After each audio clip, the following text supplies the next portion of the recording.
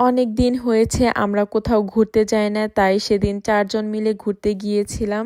আর জার্মানিতে খাবার শেষে চা খেয়েছি। কোথায় খেয়েছি চলো তোমাদের সাথে শেয়ার করি। হ্যালো, আসসালামু আলাইকুম সবাইকে। কেমন আছেন সবাই? আশা করি সবাই অনেক ভালো আছেন। আমিও আলহামদুলিল্লাহ অনেক ভালো আছি। তো সেদিন আমরা চলে গিয়েছিলাম ডংজুয়ান সেন্টারে। এটা মূলত ভিয়েতনামীদের শপিং মলের একটা জায়গা আর কি। এখানে যাবার পর আপনারা অনেক ধরনের শপিং মল দেখতে পারবেন, মানে মনে হবে কি আপনি বাংলাদেশের কোনো শপিং মলে চলে আসছেন এরকম। আর এই শপিং মলে ওরা কিন্তু পাইকারি জিনিসপত্র বিক্রি করে। এই সবটাতে আপনারা সুন্দর সুন্দর মেহেদির ডিজাইন পেয়ে যাবেন, যারা মেহেদি দিতে না পারে আর কি তাদের জন্য।